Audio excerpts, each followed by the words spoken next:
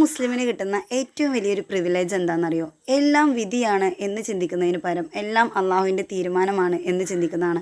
മാത്രമല്ല അള്ളാഹിൻ്റെ തീരുമാനങ്ങളെ മാറ്റിമറിക്കാൻ നമുക്ക് തന്നെ കുറേ ഒരു കീസും തന്നിട്ടുണ്ട്.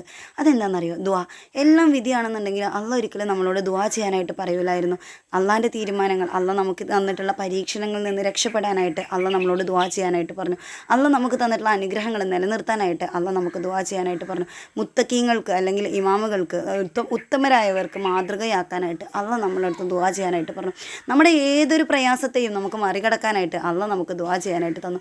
ഈ ദുആ എന്നൊരു സാധനത്തിൻ്റെ പവർ നമ്മൾ മനസ്സിലാക്കിയിരുന്നെങ്കിൽ ഒരിക്കലും ഈ പറയുന്ന ലോ ഓഫ് അട്രാക്ഷൻ അല്ലെങ്കിൽ മാനിഫെസ്റ്റേഷൻ ഇതിൻ്റെ ഒന്നും പുറകെ പോകില്ലായിരുന്നു. കാരണം നമുക്കതിൻ്റെ ഒന്നും ആവശ്യമില്ല.